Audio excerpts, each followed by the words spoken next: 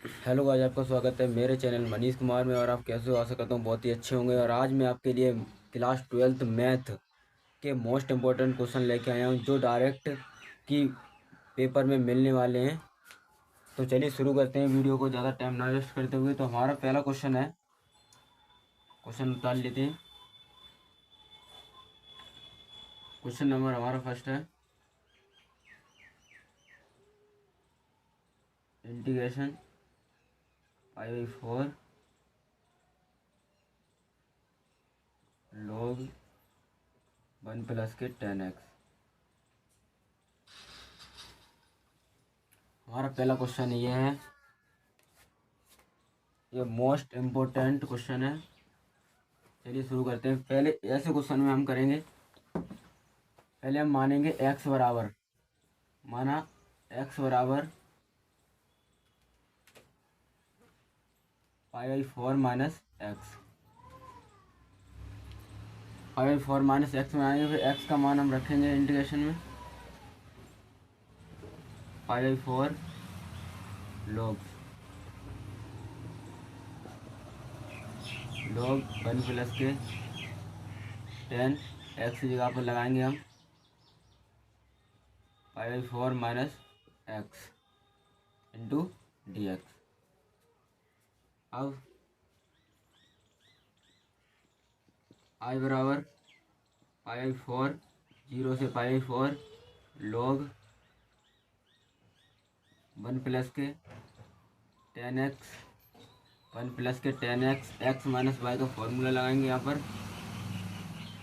10x minus 10y, Y की जगह पर कितना x, और यहाँ पर लगेगा 1 प्लस के 10x 5/4 इंटू 10x। ये फॉर्मूला लगा दिया। अब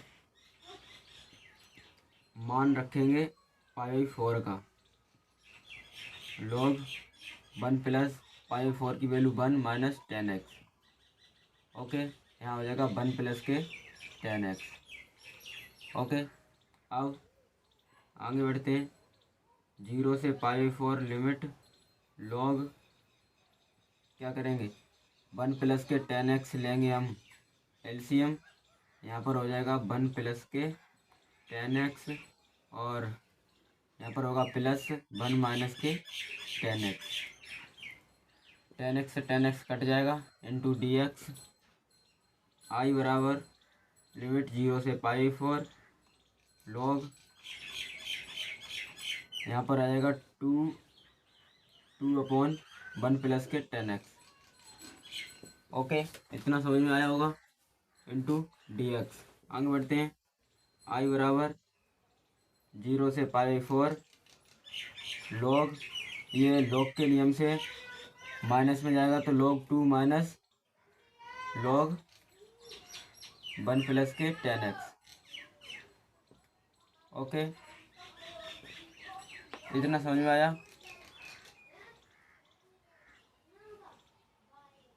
ओके, इतना समझ में आया। अब चलते हैं आगे। अब करेंगे अलग अलग इंटीग्रेशन। 0 से 5/4 log 2 माइनस इंटीग्रेशन 0 से 5/4 log 1 प्लस के 10x इंटू डी एक्स, और यहाँ पर भी लगाएंगे डी एक्स। अब ये वैल्यू है हमारी, ये आई बन चुकी है, तो यहाँ पर हम इस वैल्यू का मान लगाएंगे आई। तो आई इंटीग्रेशन 0 से 5/4 log 2 डी एक्स, और माइनस के आई, आई आई और मिलके आ जाएगा 2i बराबर 0 से 5/4 और log 2 into D x. log 2 को इधर करते हैं, 2i log 2 को लेंगे बाहर, log 2 यहाँ पर हो जाएगा 0 से 5/4 x D x. X D x नहीं बचेगा, यहाँ पर बचेगा 1 डी एक्स। 2i बराबर log 2 यहाँ पर हो जाएगा 1 का x और 0 से π/4। अब करेंगे आगे log 2 π/4 माइनस 0, इधर ले जाएंगे तो log 2 π/8। ये हो जाएगा इसका फाइनल आंसर। आशा करता हूँ आपको समझ में आया होगा। और नेक्स्ट क्वेश्चन की ओर चलते हैं। अब हमारा नेक्स्ट क्वेश्चन है जो हमारा पहले हमने सवाल उतारा, उसके बाद मैंने x बराबर π/4 रखा। π/4 रखने के बाद हमने tan x माइनस वाई का फॉर्मूला खोला। tan x माइनस फॉर्मूला खेलने में π/4 की वैल्यू लगा दी। वैल्यू लगाने के बाद एलसीएम लिया। एलसीएम लेने के बाद यहाँ से tan से tan काट के यहाँ इन दोनों को जोड़कर 2/1 प्लस के tan x बचा। और ये log के नियम से माइनस में पहुँचेंगे और यहाँ से log 2 ये वैल्यू ये वाली बन जाएगी, इसका बराबर आई और आई हो जाएगी 2i और log 2। तो इस log 2 को बाहर निकाल के यहाँ पर 1 का समाकलन x हो जाएगा और यहाँ से लिमिट को रखकर आ जाएगा। चलिए आगे बढ़ते हैं।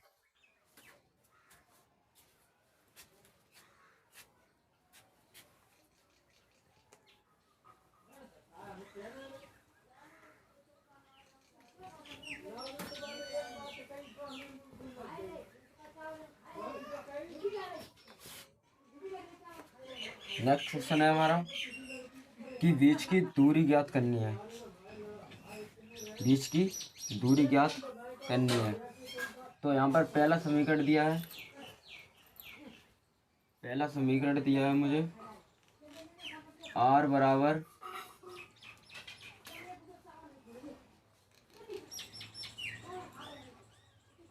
i प्लस के 2j माइनस के 4k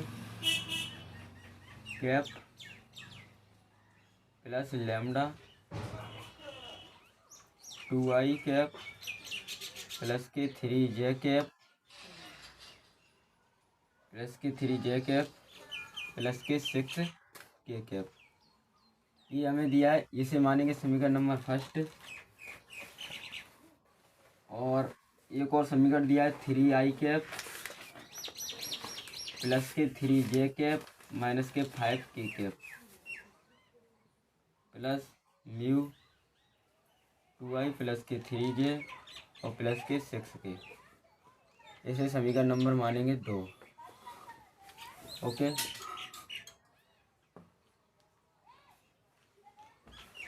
चलिए शुरू करते हैं। समीकरण 1 और 2 मान लिए। अब क्या लिखेंगे?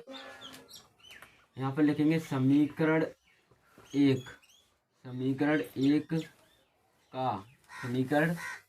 1 का a1 प्लस के लैम्डा b1 से तथा समीकरण 2 a2 प्लस के म्यू b2 से तुलना करने पर। ओके, समीकरण 1 की इससे तुलना, समीकरण 2 की इससे तुलना करेंगे तो क्या आएगा? a1 बराबर आएगा हमारा i प्लस के 2j प्लस नहीं, यहाँ पर माइनस आएगा, माइनस के 4k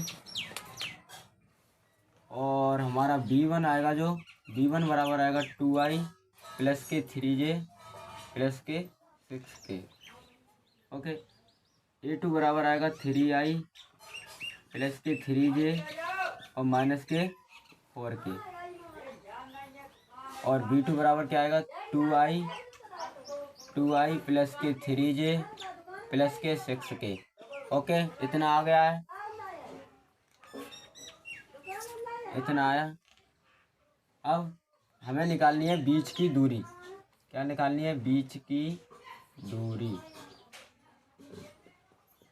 तो बीच की दूरी निकालने के लिए दो फॉर्मूले होते हैं। अगर हमारा b1 और b2 अगर समान है तो उसके लिए फॉर्मूला होता है हमारा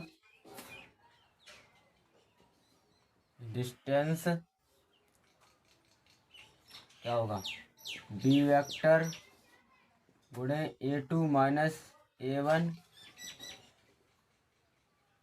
और अपॉन हो जाएगा बी वेक्टर मोड और इसका होल मोड।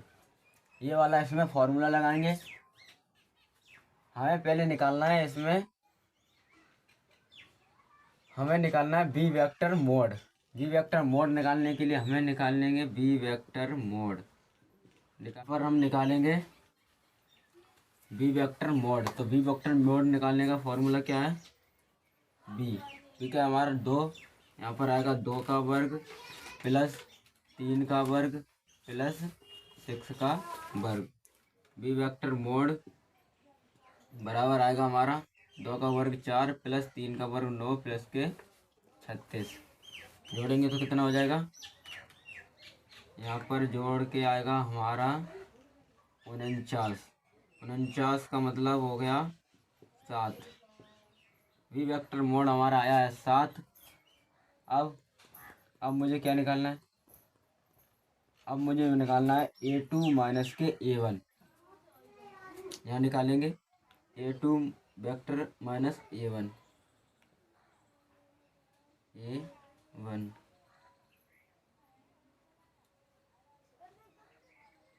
निकालेंगे। A2 क्या है हमारी, A2 है 3i प्लस के 3j माइनस के 5k माइनस के A1 कितना है i चलिए इसे छोड़ते हैं, माइनस चिन्ह का गुणा कर देते हैं। माइनस चिन्ह मतलब माइनस i और माइनस के 2j और माइनस के 4k प्लस के 4k, माइनस चिन्ह का गुणा कर दिया। अब हमारा क्या आएगा, A2 माइनस के A1 क्या निकल के आएगा, निकल के आएगा 2i और यहाँ प्लस के j, ओके, और ये प्लस के नहीं माइनस के k कैप। ये निकल के आई है हमारी A2 माइनस A1। अब मुझे क्या निकालना है, अब मुझे निकालना है B vector into A2 minus A1 का गुणा। ओके, यहाँ पर करेंगे हम गुणा, B vector into A2 minus के A1, इसका करेंगे हम गुणा। गुणा कैसे करते हैं, i j k गुणा करेंगे। बी वेक्टर की वैल्यू कितनी है, 2 3 6 और A2 कितना निकाला, 2 1 -1। ओके, सब सही है ना,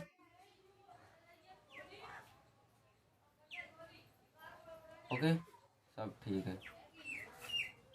चलो गुणा करो, गुणा करते हैं, कितना आएगा गुणा, i इंटू ये दो रुकाएंगे तो माइनस के 3 और माइनस के 6 माइनस के j कितना आएगा, ये दो रुकाएंगे तो माइनस के 2 और माइनस के 12 प्लस की k कैप, ये दो रुकाएंगे तो 2 माइनस के 6। यहाँ तक क्लियर। अब आगे बढ़ते हैं, माइनस के 9 i कैप माइनस माइनस हो जाएगा प्लस के 12 और 2 14 j कैप, यहाँ पर कितना हो जाएगा, -2 -2 k कैप, सही है, -2 नहीं माइनस ये बचेगा 4। ओके,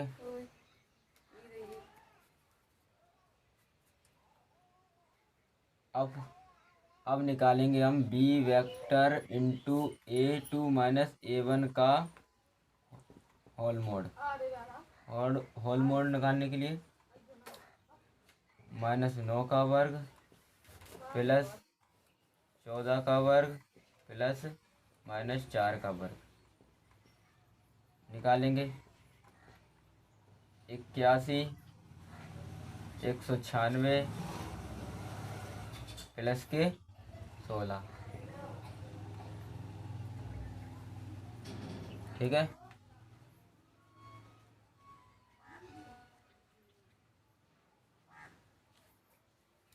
सही है।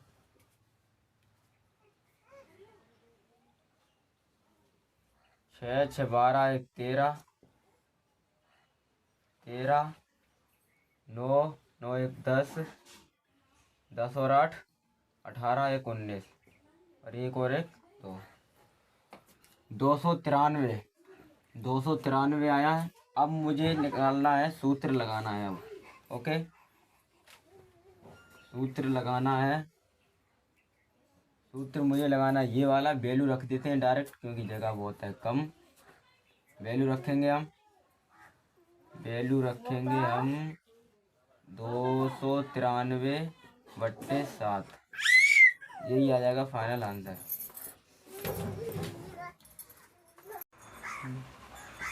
ये होगा इसका फाइनल आंसर। समझ में आया होगा कैसे आया।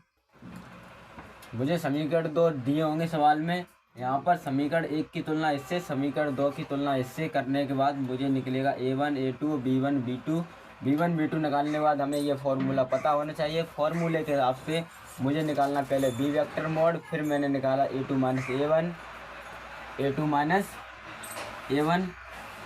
निकालने के बाद मैंने ए बी वेक्टर और A2 माइनस A1 का गुणा किया। फिर मैंने सबका निकाला मोड। मोड निकालने के बाद मान रख दिया, आंसर आ जाएगा। बहुत ही सिंपल क्वेश्चन है और 8 नंबर में हमेशा ये आता है। ये जितने भी क्वेश्चन हुए हैं, इससे पहले वाला और ये वाला, सभी क्वेश्चन 8 नंबर के हैं। नेक्स्ट क्वेश्चन की ओर चलेंगे। 8 नंबर के क्वेश्चन को करेंगे आज, तब बढ़ेंगे आगे। ओके,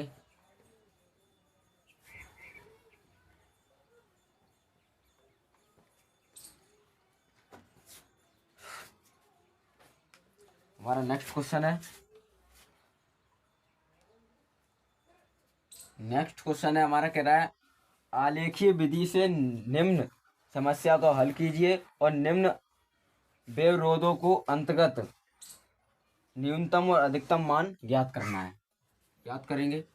हमें दिया है, पहला समीकरण दिया है x + 3y और बराबर 60, और दूसरा दिया है x + के y, और यहाँ पर आएगा 10, और x = y > y।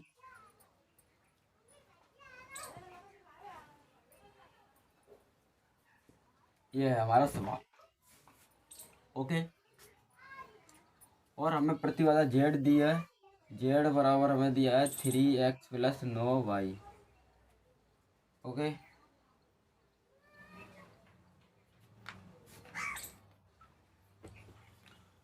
पहले हम लिखेंगे समीकरण रूप में। समीकरण रूप में लिखने पर समीकरण रूप में लिखेंगे x + के 3y बराबर के 60, समीकरण नंबर फर्स्ट, और x + के y बराबर के 10, समीकरण नंबर 2, और x बराबर के y, समीकरण नंबर 3। ओके, ऐसे आपको समीकरण रूप में लिख लेना है। अब ये पहला स्टेप हो गया। अब करेंगे दूसरे स्टेप में क्या है, समीकरण फर्स्ट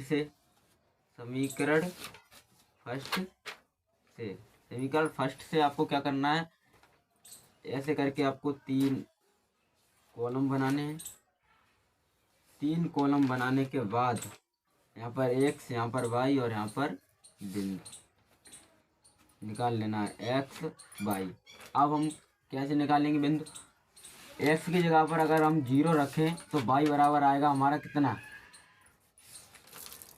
y बराबर आएगा 20, और अगर y की जगह पर अगर हम 0 रखें तो x बराबर आएगा हमारा 60।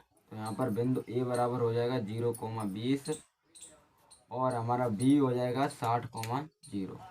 अब समीकरण 2 से चलेंगे। समीकरण 2 में ही वही काम करना है। 3 कॉलम बनाने हैं।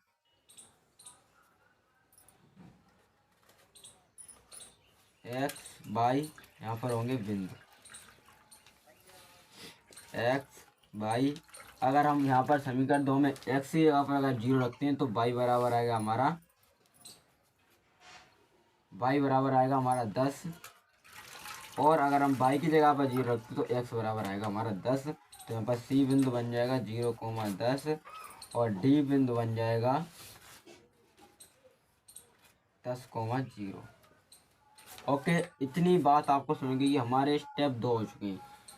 पहला स्टेप, सेकंड स्टेप। अब चलेंगे तीसरे स्टेप की ओर। समीकरण 3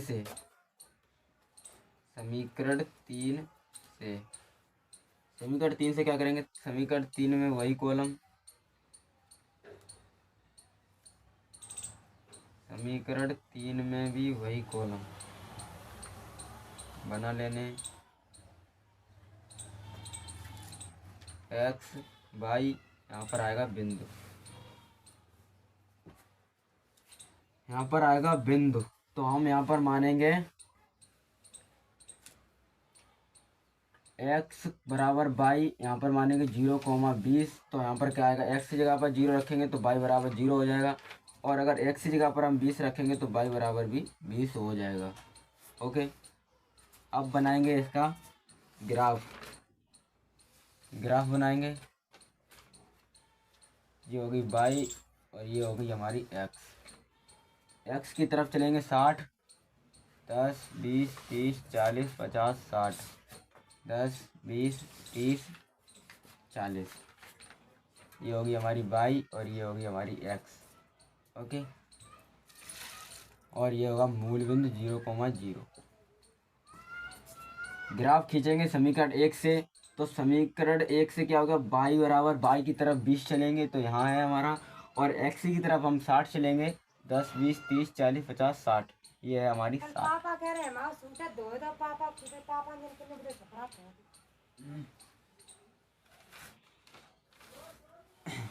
ना, पहले पूछा समझा कि मम्मी सूटा धो दो की तरफ चलेंगे 20 और एक्स की तरफ चलेंगे 60। तो 20 ये रहा, 60 ये रहा। तो हमारी रेखा बनती जाएगी ये। ओके, और समीकरण 2 से आएंगे तो हम वाई की तरफ चलेंगे 10 और वाई और एक्स की तरफ चलेंगे 10। तो ये ग्राफ हमारा ये खिंच जाएगा, ये वाला। अब समीकरण 3 में चलेंगे तो एक्स की तरफ चलेंगे 20। तो ये रहा एक बिंदु और 20 ये रहा। यहाँ से एक ग्राफ खींचेंगे, ये खींच जाएगा ग्राफ। अब हम देखेंगे कि ये संतुलित है या नहीं है। तो समीकरण 1 में अगर हम एक्स की जगह पे 0 रखें, वाई जगह पर 0 रखें तो ये हमारा सही बता रहा है। अगर यहाँ पर 0 आएगा, यहाँ पर 60 आएगा तो ये सही कह रहा है कि ये 0 से बड़ा है। तो ये हमारा संतुलित हो रहा है। तो ये आएगा मूल बिंदु की तरफ, मतलब नीचे की ओर आएगा। अब समीकरण 2 में चलेंगे तो समीकरण 2 में समीकरण अगर एक्स की जगह पर 0 रखेंगे, वाई की बराबर 0 रखेंगे तो ये कह रहा है 0 से 0 बड़ा है। अगर यहाँ पर 0 आएगा, अगर हमारी कंडीशन ऐसी आई तो यहाँ पर गलत है ना ये कंडीशन, क्योंकि ये तो कंडीशन ऐसी होनी चाहिए थी, क्योंकि ये 0 छोटा है। तो ये हमारा संतुलित नहीं हो रहा है। तो ये जाएगा मेरा ऊपर की तरफ। ओके, ये किस तरफ जाएगी? ऊपर की ओर। ये जाएगी, यह आएगी नीचे की तरफ और ये आएगा ऊपर की तरफ। तो ये मेरा इसमें वेनिस्ट ये मिल रहा है। तो यहाँ पर बिंदु डालेंगे जी और यहाँ पर डालेंगे एच। ओके, बिंदु जी और बिंदु एच, और यहाँ पर ए, यहाँ पर सी, यहाँ पर बी। ओके, अब मुझे ये वाला बिंदु पता है, ये वाला बिंदु पता है, पर ये वाला नहीं है ना, ये वाला बिंदु पता है। पहले मुझे इस जितने भी ये घिरा है, जितने भी ये कलर है, इतने चारों के, मतलब चारों बिंदु से घिरा है। तो चारों बिंदु के मुझे चाहिए कोणीय बिंदु। ओके,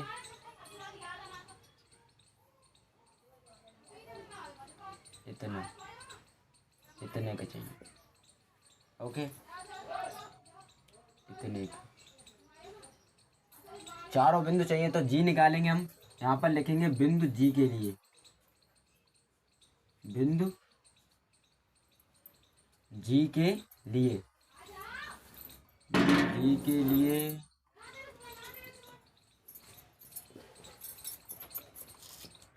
बिंदु जी के लिए चलेंगे हम समीकरण 1/3 से। समीकरण 1 हमारा क्या है? समीकरण 1 है हमारा x प्लस के 3y और बराबर 60, और समीकरण 3 है x बराबर y, समीकरण 3, ये समीकरण 1 है। अब x बराबर y, x का मान समीकरण 1 में रखेंगे, मतलब x की जगह पर y रखेंगे, तो y प्लस के 3y और बराबर 60 कितना हो जाएगा? 4y बराबर 60। तो y बराबर कितना आएगा हमारा? 15। अगर हमारा y बराबर 15 है तो x बराबर भी हमारा 15 आएगा। ओके, क्योंकि x बराबर y है तो हमारे बिंदु जी बन जाएंगे 15,15, 15,15। अब यहाँ पर फिर से लिखेंगे प्रतिच्छेद बिंदु, प्रतिच्छेद बिंदु h के लिए, h के लिए चलेंगे हम। तो समीकरण 2 और समीकरण 3, मतलब समीकरण 2 है हमारा x प्लस वाई बराबर 10, और समीकरण 3 है x बराबर वाई। ओके, x बराबर वाई, तो x की जगह पर रखेंगे हम वाई प्लस के वाई बराबर 10 x, तो 2y बराबर 10 और y बराबर आएगा हमारा 5। ओके, क्लियर है? क्लियर है। तो हमारा बिंदु h क्या बनेगा? 5,5, क्योंकि y बराबर 5 आया तो हमारा x बराबर भी 5 आएगा। अब हमारा अगला स्टेप है, चारों कोनों को निकालने के बाद हम लिखेंगे, यहाँ पर हम लिखेंगे एक कॉलम बनाएंगे कोणीय बिंदु का, और एक कॉलम बनाएंगे प्रतिबाधा जेड का। जेड बराबर क्या है? 3x plus 9y। ओके, और कोणीय बिंदु क्या है? ए क्या है? 0,20।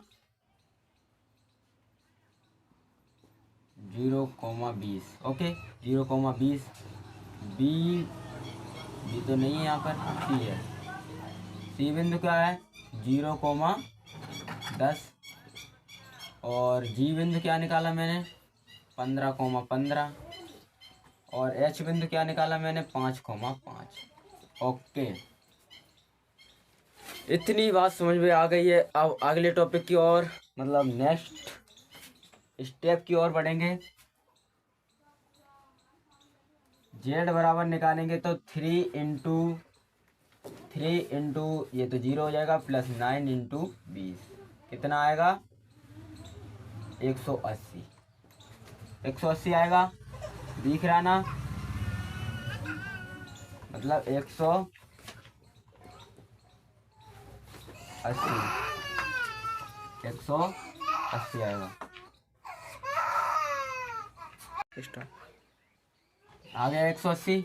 अब निकालेंगे आगे बिंदु जेड बराबर 3 इंटू 0 प्लस 9 इंटू 10 कितना आएगा? 90। अब बिंदु जी से निकालेंगे जेड बराबर 3 इंटू 15 प्लस 9 इंटू 15, 15 तिया 45, 15 तिया 45,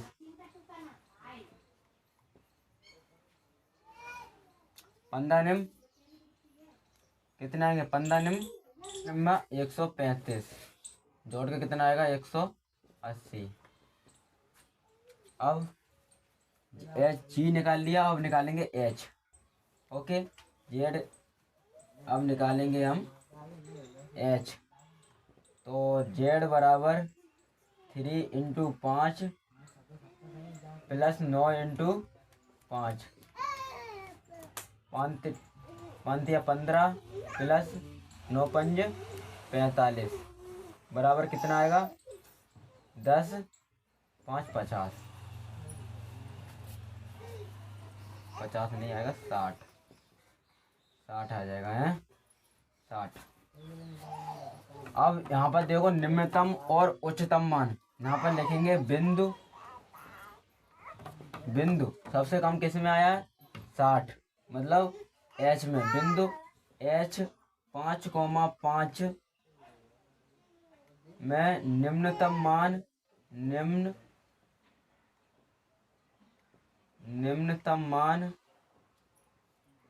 निम्नतम मान 60 है।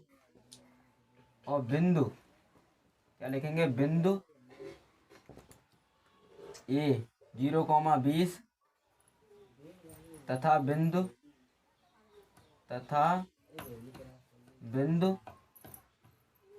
कितने में जी 15,15 में अधिकतम मान 180। ये अधिकतम मान, ये निम्नतम मान। ओके, तो ये हमारे थे 3 टॉपिक 8-8 नंबर वाले।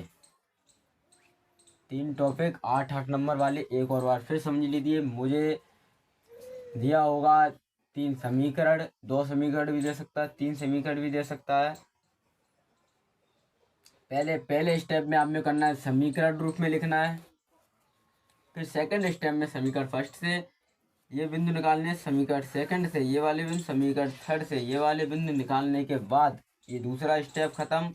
तीसरे स्टेप में आना है, जो हमारे प्रतिच्छेद बिंदु जो हमें पता नहीं है वो बिंदु निकालेंगे जी और एच। पहले हमने बिंदु जी निकाला और फिर बिंदु मैंने एच निकाला।